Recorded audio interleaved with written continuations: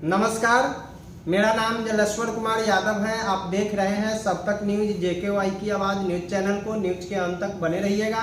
अभी हमारे साथ निखिल सियावर DAV public school Dumra Sitamarhi के प्रिंसिपल साहब कुंवर सिंह जी मेरे कैमरे के साथ जुड़ चुके हैं। आज जो है 76वां गणतंत्र दिवस है, 26 जनवरी है और इस संदर्भ में हम इनसे वार्तालाप करने आए हैं। आखिरकार ये क्या कुछ बताने जा रहे हैं, समाज हित में कितना प्रतिशत सही होगा, आप सभी लोग इनके बातों को गंभीरता से सुनिएगा, समझिएगा और ग्राउंड लेवल पर प्रमुखता से उतारने की पूरी कोशिश करिएगा। सर, सब तक न्यूज JKY की आवाज़ न्यूज चैनल में आपका हार्दिक स्वागत है। धन्यवाद। आज 76वां गणतंत्र दिवस है। इस गणतंत्र दिवस पर आप क्या कुछ कहेंगे? आज जैसा कि सभी को मालूम है, पूरे विश्व को, पूरे हिंदुस्तान को मालूम है कि ये 76 जो रिपब्लिक डे हम लोग सेलिब्रेट कर रहे हैं। तो सबसे पहले तो मैं आज गणतंत्र दिवस के अवसर पर जितने भी हमारे साथ काम करने वाले लोग हैं, वो हमारे शिक्षक हैं, शिक्षिकाएं हैं, हमारे चतुर्थ वर्गीय कर्मचारी हैं, सीतामढ़ी के जितने हमारे अभिभावक हैं और प्रत्यक्ष और अप्रत्यक्ष रूप से हमारे साथ जो लोग जुड़े हुए हैं, डिस्ट्रिक्ट के जितने डिस्ट्रिक्ट एडमिनिस्ट्रेशन के साथ साथ जितने भी उनके साथ काम करने वाले लोग हैं, सबको आज 76 जो रिपब्लिक डे के अवसर पर मैं सबको धन्यवाद और बधाई देता हूं कि इस रिपब्लिक डे को पाने में हमारे जो वीरों ने जो आहुतियाँ दी, जिन्होंने अपने प्राण न्यौछावर किए, उसको हम लोग याद रखें और इसीलिए हम लोग प्रतिवर्ष ये गणतंत्र दिवस भी मनाते हैं, क्योंकि हम याद कर सकें कि ये आज़ादी हम लोगों को किस प्रकार से मिली थी और इसको हम लोग आज़ाद, हिंदुस्तान को आज़ाद रखें। उसके लिए आने वाले जनरेशन जो है वो इस बात को याद करें और हम लोग जो भी इंटेलेक्चुअल लोग हैं, जो भी एडमिनिस्ट्रेशन से जुड़े लोग हैं, जो भी सर्विस से जुड़े हैं, जो भी हमारे जो जनप्रतिनिधि हैं, सभी का दायित्व बनता है कि हम आने वाले जनरेशन को हमेशा इस बात को याद दिलाते रहें कि हिंदुस्तान जो है वो 300 वर्षों तक अंग्रेज़ों के हाथ में रहा, उसके पहले मुग़लों के हाथ में रहा, उसके पहले जो गुलामों के हाथ में भी रहा। इस तरह से गुलाम डायनेस्टी भी रहा दिल्ली सल्तनत में। तो उससे छुटकारा हम लोगों को मिला और हमारे जो लोग जो थे उससे छुटकारा दिलाए। अब हम सब का दायित्व है कि इसको हम लोग बरकरार रखें, तभी हमारा हिंदुस्तान जो है वो आज़ाद रह सकेगा, जिसमें हमारे आने वाले जनरेशन, हमारे बच्चे जो हैं खुली सांस ले सकेंगे। जिस तरह की परिस्थितियां हैं उसमें हर व्यक्ति की जिम्मेवारी है कि इसको हम लोग ध्यान दें और हम लोग अपने बच्चों को भी समझाएं, उनको आगे क्या करना है, कैसे अपने को सुरक्षित रखें, पूरे समाज को सुरक्षित रखें, पूरे हिंदुस्तान को सुरक्षित रखें, पूरे बिहार को सुरक्षित रखें। ये हम सब की जिम्मेवारी है और इस पर तत्पर हम सबको काम करना चाहिए। सर, 15 अगस्त 1947 को हमारा देश आज़ाद हुआ था। उसके बाद 26 जनवरी 1950 ईस्वी को इस गणतंत्र दिवस के मौके पर पहला झंडोत्तोलन जो है किया गया था। आखिरकार इन 3 वर्षों में यानी विलम्ब हुआ, इसको थोड़ा सा प्रमुखता से आप बताएंगे। लेकिन वर्तमान परिदृश्य में जितने भी लोग अभी जो हम देख रहे हैं, लोग गणतंत्र दिवस के बारे में कम बोलते हैं लेकिन राजनीति के बारे में ज़्यादा बोल रहे हैं। क्या कुछ करना चाहिए इस पर समाज को? आप थोड़ा सा ध्यान जो है आकृष्ट करिए। देखिए, 1947 में देश आज़ाद तो हो गया, लेकिन जो अपना जो संविधान जो था वो लागू नहीं हो पाया। इसमें बहुत सारे कॉन्फ्लिक्ट थे। जो हमारे राजनेता थे उस समय के, उसमें 2 गुट में बटा हुआ था। एक गांधी जी का गुट अलग था, सुभाष चंद्र बोस का अलग था। उसमें कुछ नरम दल के लोग थे, कुछ गरम दल के लोग थे, सबका ही कंट्रीब्यूशन था। ये मैं नहीं कह सकता कि गांधी जी ने ही आज़ादी दिला दी, और ये भी मैं नहीं कह सकता कि केवल गांधी जी ने ही आज़ादी दिलाई। उसमें सुभाष चंद्र बोस से लेकर भगत सिंह से लेकर के जितने भी, चंद्रशेखर आज़ाद से लेकर के जितने जिसको गरम दल के नेता माना जाता था, उनकी भी बहुत भूमिका है, जिसको मैं जहाँ तक मैंने इतिहास पढ़ा है पढ़ने का मौका मिला है। मैं इतिहास का विद्यार्थी नहीं हूँ, मैं साइंस बैकग्राउंड है हमारा, मैं फिजिक्स पढ़ा हूँ, मैथमेटिक्स पढ़ा हूँ, केमिस्ट्री पढ़ा हूँ, लेकिन हिस्ट्री भी मैं पढ़ा हूँ और बहुत पढ़ा हूँ, कम नहीं पढ़ा। तो जो हमको जानकारी है कि उस समय का जो परिस्थितियाँ थी, उसमें दो दलों में बटा हुआ था। दो दलों में बटने के वजह से ही हमारा हिंदुस्तान भी बट गया। हिंदुस्तान 1947, जैसे आपने बताया कि 1947 में आज़ादी तो मिल गई, लेकिन हालात खराब हो गए।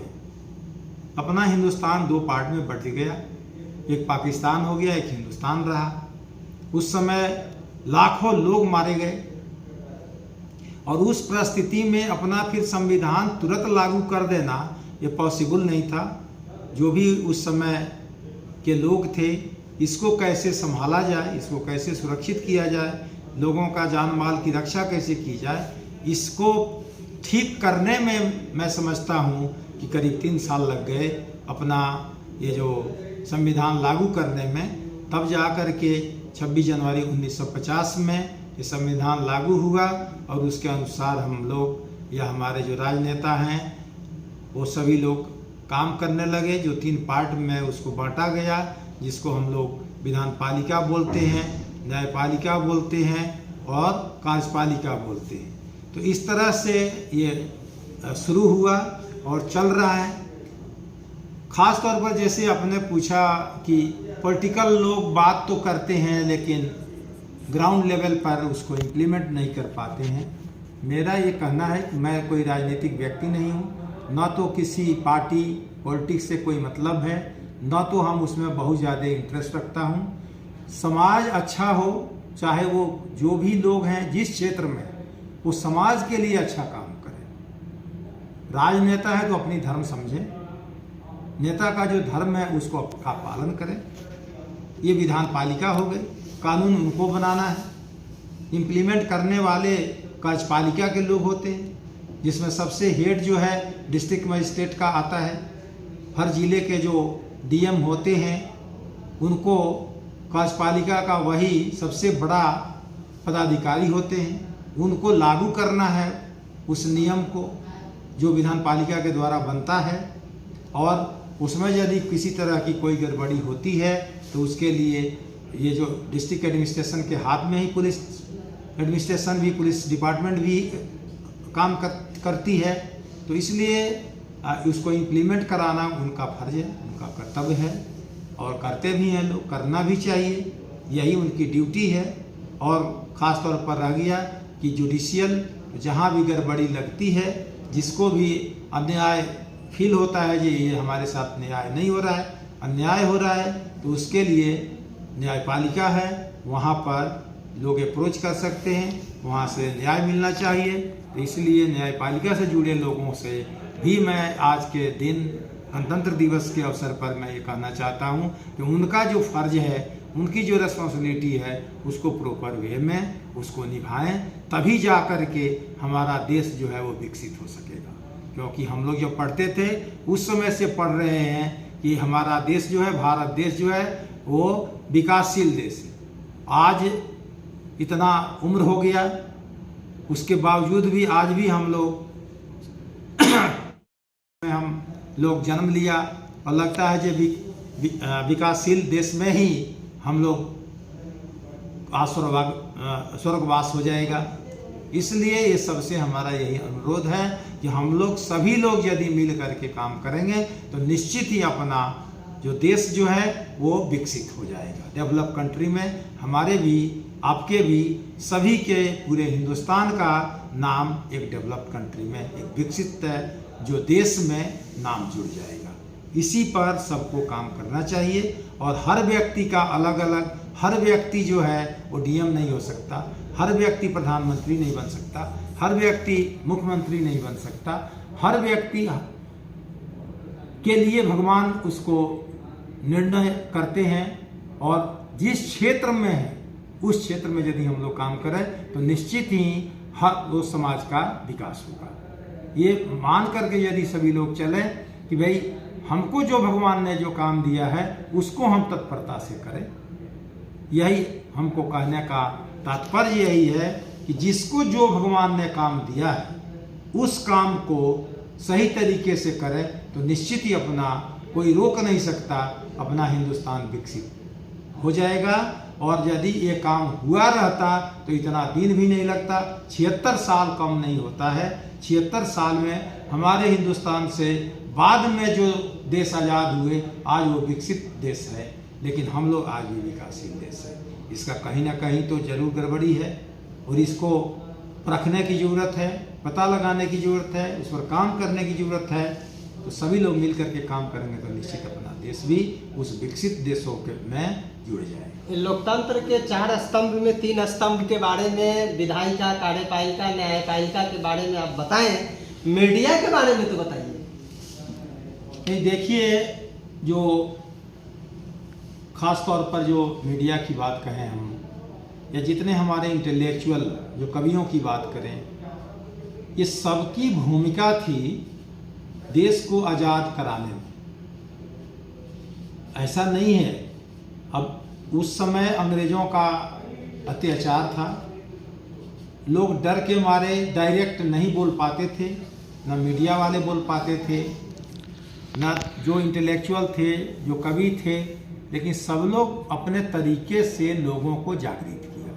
उसमें मीडिया का भी बहुत रोल रहा और आज भी है कि समाज को जागृत करने के लिए, जानने के लिए मीडिया बहुत ज़रूरी है।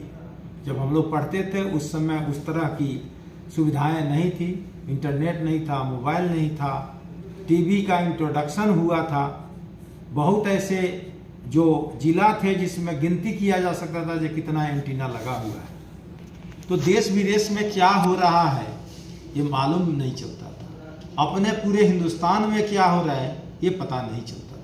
तो मीडिया का तो भाई हर आदमी को शुक्रगुजार होना ही चाहिए, क्योंकि उसके द्वारा ही हम लोग पहले पेपर के द्वारा पता लगता था, पेपर लिखने वाले जो हैं वो लोगों को जागृत किए।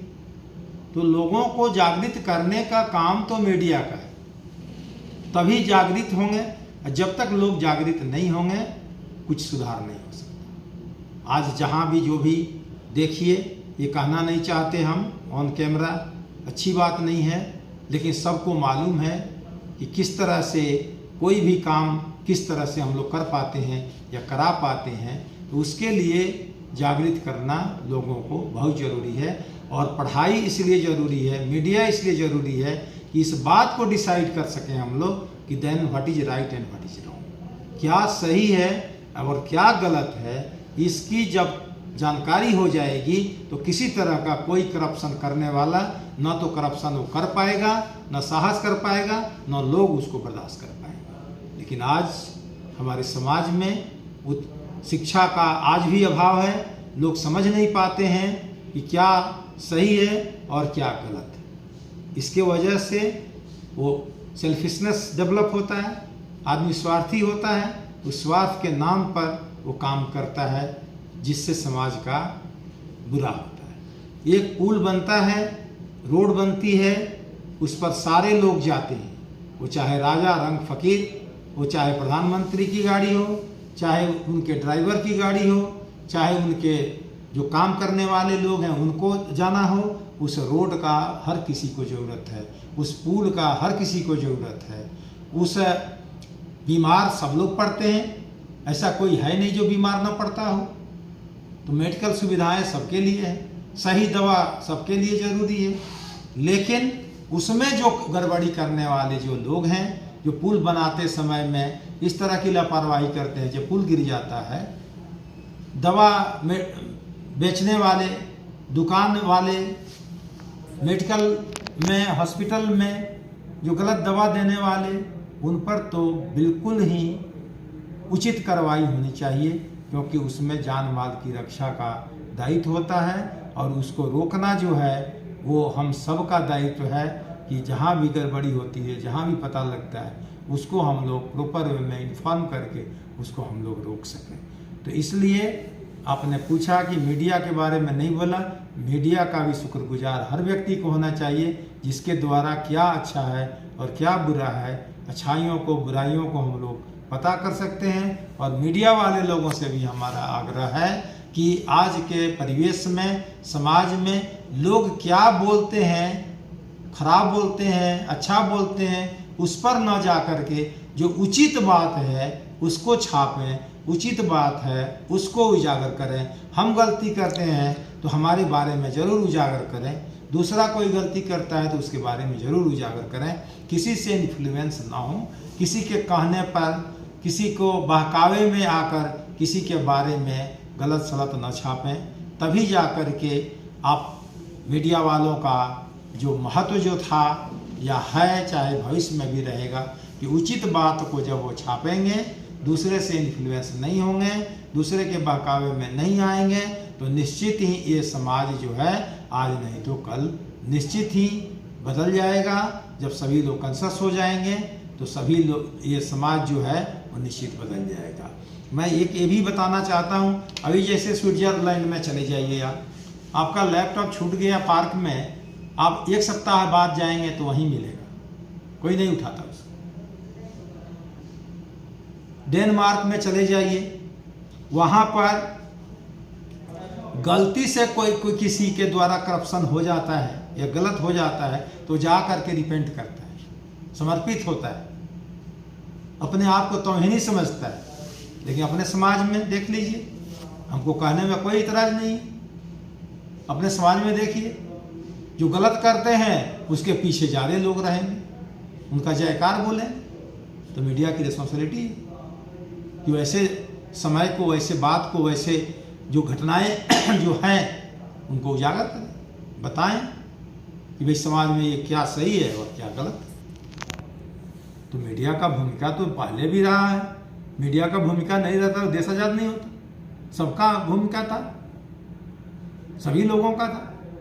हर व्यक्ति जो है वो मरने मारने को तैयार हो गया, सब लोग जागृत हो गए, 300 वर्षों का शासन को उखाड़ फेंके यहाँ से।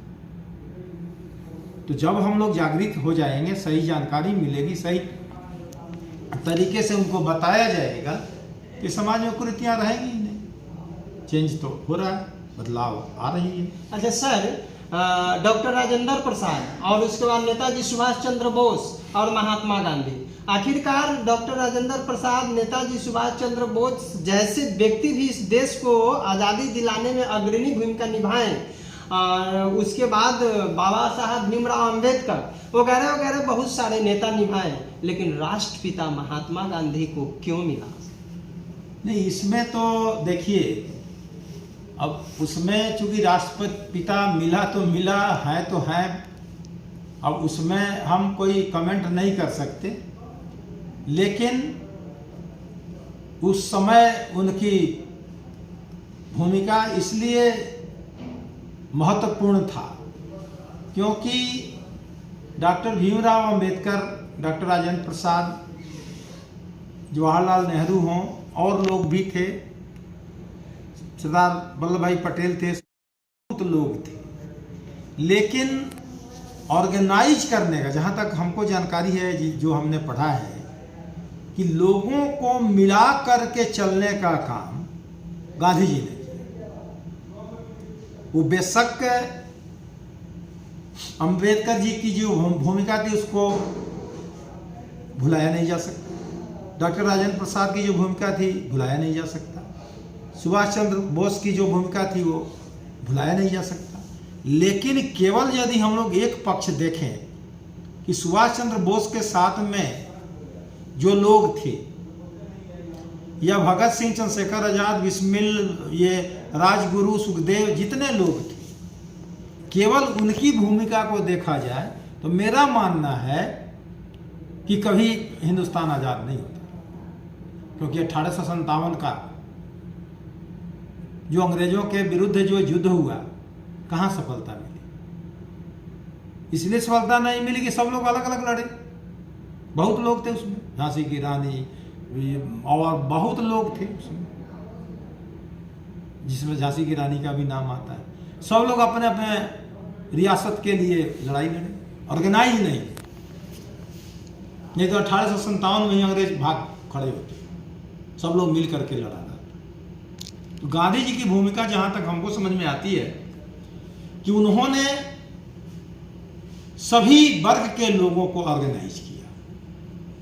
आप देखेंगे, पता करेंगे, पढ़ेंगे, जानकारी लेंगे, जो हमको जानकारी है कि वैसा भूमिका किसी का नहीं था कि हर क्षेत्र में जाकर हर वर्ग के लोगों को जागृत किया जाए, ऐसा नहीं था। मेरा जो मानना है, आज भी वही नेता पॉपुलर है जो पूरे समाज को लेकर के चलता है, पूरे समाज को जागृत करता है। उसमें जाति भेदभाव, रंग रूप, रिलीजन, क्षेत्रवाद नहीं है, वो पॉपुलर नेता है। तो गांधी जी भी वैसे ही, चंपारण जैसे भूमि, आज भी आप चंपारण चले जाएंगे कुछ एरिया, तो आज भी वहां पर आप कई किलोमीटर तक देखेंगे झुग्गी झोपड़ी ही, कई किलोमीटर। आप गए हैं कि नहीं गए हैं हमको नहीं मालूम, लेकिन मैं गया। आप बेतिया से लेकर के वहां पर ये जो नरकटियागंज तक उधर चले जाइए, आपको 20 किलोमीटर तक झोपड़ी झोपड़ी ही दिखाई पड़ेगा। और वहां उन्होंने चंपारण से शुरू किया, दंडी यात्रा उन्होंने वहां से शुरू की। तो इस तरह से वहां के लोगों को जागृत करता है। अकेले हम क्या कर ले रहे हैं, कुछ नहीं कर पाएंगे, लेकिन लोगों को जो जागृत करेंगे तभी समाज बदलेगा। तो जहां तक आपने पूछा कि और लोग क्यों नहीं राष्ट्रपिता हुए, तो मेरा तो यही मानना है कि गांधी जी ने सबको ऑर्गेनाइज किया, क्योंकि उस समय जो अंग्रेजों की जो भूमिका थी, जो उनका क्रूरलिटी था, निर्दयता थी, उसमें आप डायरेक्ट फाइट करके 100 होते, 200 होते, 1 लाख लोग होते, उतना को उसको मरवा देना बहुत आसान काम था। लेकिन पूरे हिंदुस्तान के लोग जब जागृत हो गए, बच्चा से लेकर के बूढ़ा तक, हर कास्ट के लोग, हर समाज के लोग, हर क्षेत्र के लोग जागृत हो गए, तो उतना लोगों को मरवा पाना, उसको दबा पाना अंग्रेजों की बस की बात नहीं थी। ये काम गांधी जी ने किया, इसके लिए राष्ट्रपिता कहा, इसलिए वो राष्ट्रपिता कहा। आइए सर, कहना ये है, अब हम थोड़ा सा जो शिक्षा की बात करते हैं। Nikhil Shyama DAV public school ही बच्चों के लिए क्यों? नहीं, ये मैं कभी नहीं बोलता, ये मैं कभी नहीं बोलता कि भाई जो Nikhil Shyama DAV public school है, या जितने भी हमारे हिंदुस्तान में करीब 1100 स्कूल हैं, और गवर्नमेंट स्कूल के बाद में प्राइवेट ऑर्गेनाइजेशन का पहला ये जो ऑर्गेनाइजेशन है, संस्था है, जिसमें इतने स्कूल हैं। तो ये मैं नहीं कहता कि भाई डीएवी स्कूल जो है वो बच्चों के लिए, ऐसा नहीं है। जो भी स्कूल है उनको एक बच्चों का जो संस्कार है उसको देते हुए पढ़ाएं। केवल डीएवी क्यों, डीएवी का, लेकिन डीएवी का मेन जो इसमें जो भूमिका है, ये है आपका शिक्षा, संस्कार और सेवा। मेरा मानना है, या मैं जब डीएवी में आया, डीएवी को समझा, तो मुझे ये चीज़ को जानकारी हुई, अनुभव किया मैं, कि जिनको प्रॉपर शिक्षा नहीं होगा वो कभी संस्कारित नहीं हो सकते। मैं ये दावा के साथ, गारंटी के साथ कह सकता हूँ। प्रॉपर शिक्षा होगा वही व्यक्ति संस्कारित हो सकता है। शिक्षित होना, डिग्री लेना, पोस्ट लेना, उसको हम शिक्षित नहीं बोलते। वो एक उनका व्यवसाय हो गया, ऑक्यूपेशन हो सकता है, शिक्षित नहीं बोल सकते। शिक्षित का मतलब है कि उसमें संस्कार डेवलप। जैसे संस्कृत में है विद्या विनयम ददाति। यदि हम विद्वान हैं, विद्या है हमारे पास, सही में शिक्षा ग्रहण किए हैं,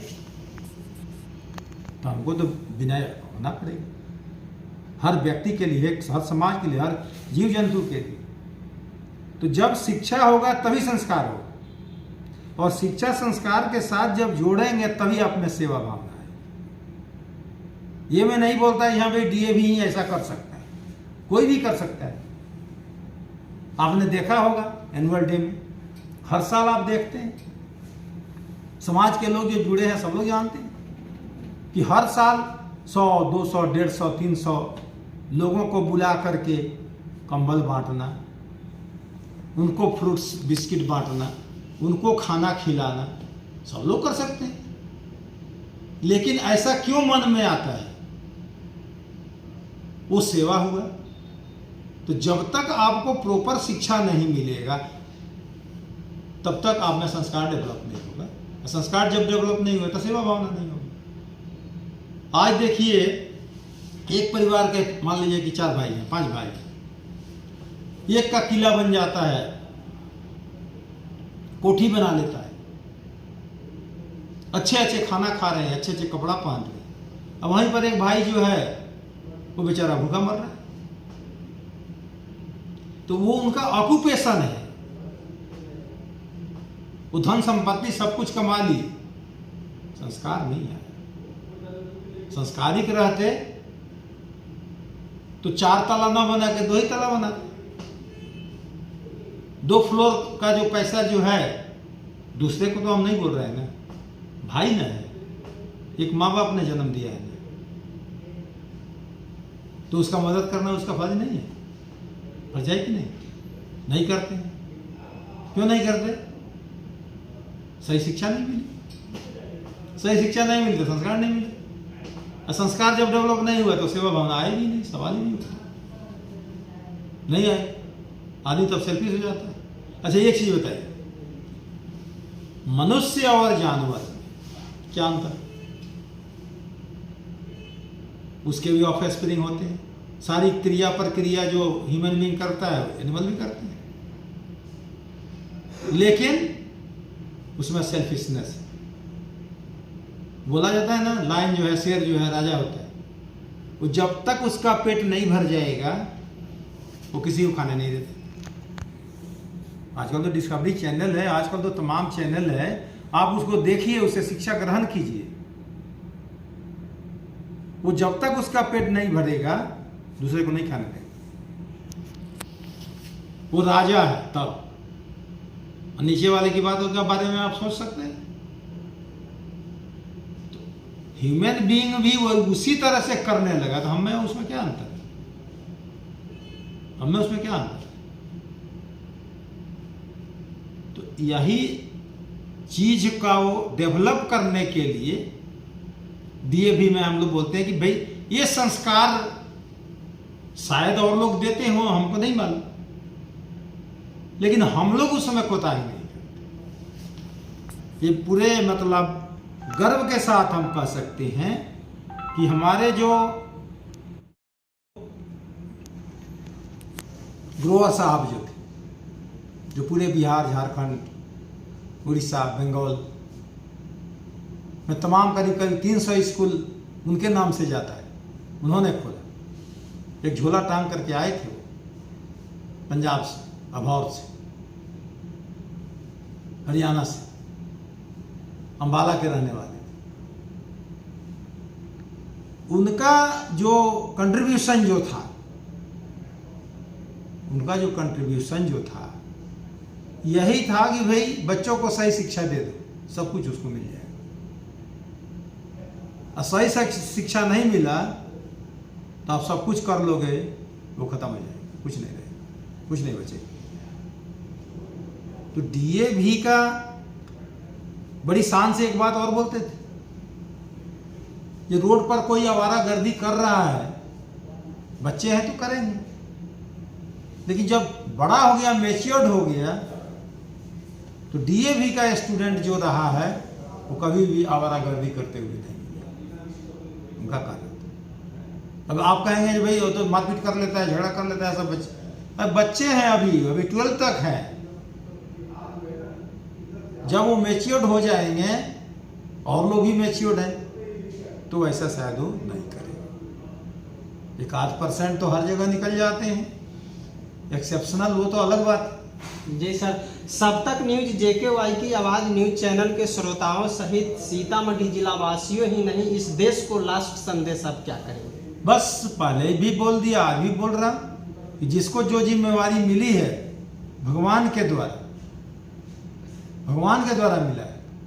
नहीं तो एक ही स्कूल में पढ़ने वाला कोई PM बनता है, कोई DM बनता है, कोई CM बनता है, कोई चपरासी बनता है। भगवान ने डिसाइड किया, कर्म हम लोगों ने किया। सब लोग कर्म करते हैं, रिक्शा वाला भी कर्म नहीं करता है, सब लोग कर्म करते हैं। लेकिन भगवान ने जिसको जो काम दिया है, आपको मीडिया का काम मिला है, मीडिया का काम करिए, ईमानदारी से करिए, जिम्मेवारी के साथ करिए। हमको मान लीजिए कि हम टीचर थे, कोई डायरेक्ट प्रिंसिपल, कोई डायरेक्ट पोस्ट होता नहीं। एक DM SP जो है डायरेक्ट पोस्ट है। कंपटीशन कंप्लीट कीजिए, आप बन जाइए। नेता जो है वो डायरेक्ट पोस्ट नहीं, पंचायत लेवल, ब्लॉक लेवल, रगड़ते जो है MLA बनता है, फिर मिनिस्टर बनता है, फिर चीफ मिनिस्टर बनता है, MP बनता है। तो डायरेक्ट पोस्ट तो है नहीं। तो जो जिसको भगवान ने जो बनाया उसको सही तरीके से निभाए। टीचर हैं, लोग बोलते हैं करप्शन है, करप्शन। हम क्लास में जा रहे हैं, नहीं पढ़ा रहे, हम करप्ट नहीं हुए। हम स्कूल के मान लीजिए हेड है, प्रिंसिपल है, तमाम 150 आदमी अंडर में काम करता है। वो उसमें से कर्मचारी हमारे जो हैं, उसमें से भी 4-5 जो है ग्रेजुएट। जो 4th ग्रेड एम्प्लॉई है, उसमें से भी 4-5 ग्रेजुएट। और 8 बजे मान लीजिए कि स्कूल का टाइम है, 7 बजे स्कूल का टाइम है, 8 बजे टाइम है, हमारे हैं 9 बजे, 9 बजे टाइम है तो हमारे हैं 10 बजे। तो हम करप्ट नहीं है, हम ही करप्ट हुए। तो इस चीज को यदि अब गवर्नमेंट ने डिसाइड किया है कि टाइमिंग कितना बजे जाना है भाई आपको स्कूल, कितना बजे जाना है ऑफिस, गवर्नमेंट का डिसीजन है ना। और आप जो है 9 बजे से 10 बजे से ऑफिस है, आप 11 बजे जा रहे हैं, आप करप्ट नहीं है जी? आप करप्ट है कि नहीं? तो करप्शन केवल ये नहीं हुआ जब कोई घूस ले लिया 500 चाहे 1000 चाहे 5 लाख। टीचर क्लास में जाके नहीं पढ़ा रहे, वो भी करप्ट है। टाइम से नहीं आ रहा है, टाइम से कॉपी चेक नहीं कर रहा है, होमवर्क टाइम से नहीं दे, क्योंकि वो ड्यूटी है उसकी, उसी की पैसा मिलती है, वो नौकरी है, भगवान ने डिसाइड किया है, हम आप नहीं डिसाइड किए। तो जो जहां पर है, जिस पोस्ट पर है, वो ईमानदारी से काम करे, यही मैसेज है हमारा। Thank you sir. तो अभी आप सुन रहे थे प्रिंसिपल साहब की वाणी को। आप YouTube में जाइएगा और सब तक न्यूज JKY की आवाज़ लिख करके लाल बटन दबा करके सब्सक्राइब कर दीजिएगा और नोटिफिकेशन वाली बटन को ऑन कर दीजिएगा। हम आपको नेक्स्ट बातों से नेक्स्ट एपिसोड में अवगत कराएंगे। अब तक के लिए जय हिंद।